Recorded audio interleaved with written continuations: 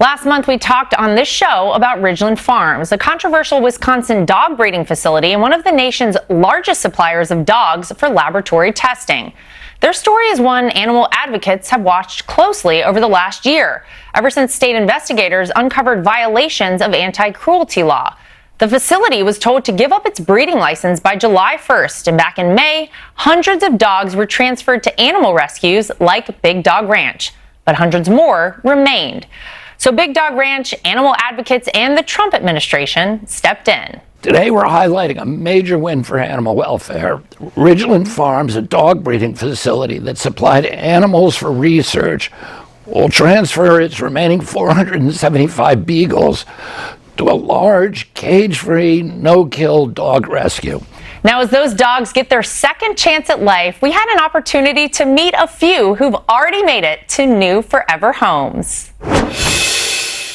Well, Robert, I'm so curious how Paws of War ended up as part of the Ridglan Beagle rescue. I think a lot of people follow this story, but how did you guys get involved? So right after Big Dog Ranch was able to successfully get their freedom released, we were able to take 10 into our care, and it was just a very rewarding opportunity for this organization to be part of that. Yeah, and to have the opportunity to then pair them with people who have served our communities and our country is even more exciting. And I know we have some folks over here. Mike, great to meet you. Nice Thank to meet you you so much. You have Gus here, and I know that you served in New York with the NYPD for quite a long time. And then, okay, John, I know that you served our country in the Navy. Thank you for your service. Yes, ma'am. And you have Charlie, and Charlie is a name that's special to me because I had a dog named Charlie who we lost in February, but Charlie looks right at home here. And this is Lioness. And Ed, I know that you and your wife served in New York City as officers as well for a long time. We're grateful for all you did.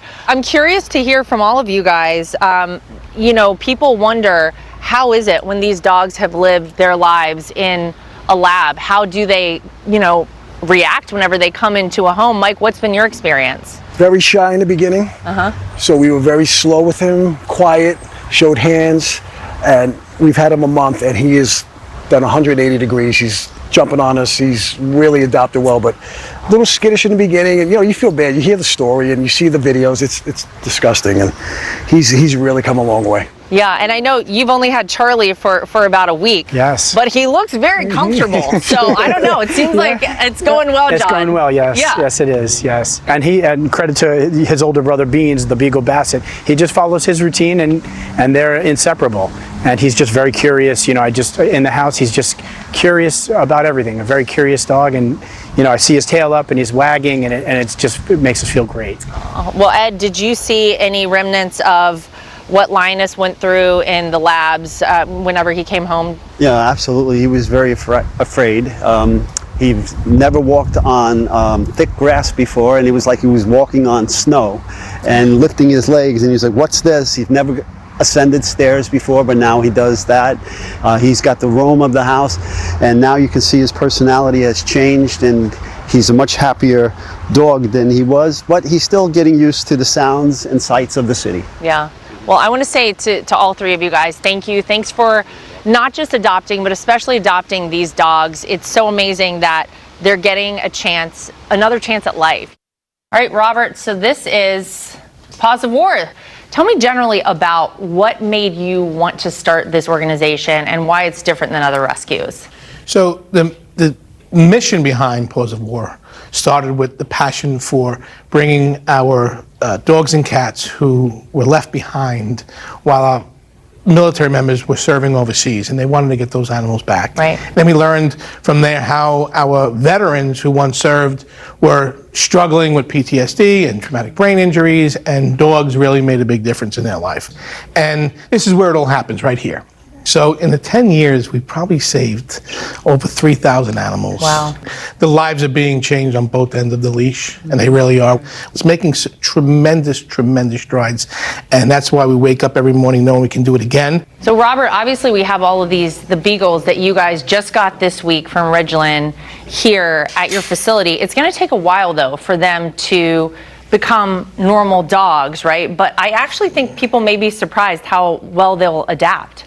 So they right now don't even know they're dogs. They come in, they're coming from a very, very difficult environment, but as we transition them to the families, as we've seen with the adopters, they're coming around. When you see them and they're shut down, that's how they lived. Right. They lived like that. They weren't dogs, they were products. We see them from shaking and not knowing if we're going to hurt them. They don't know if they're going back to where they came from. Who knows what's going through their mind. Right. But one thing we do know is they're safe.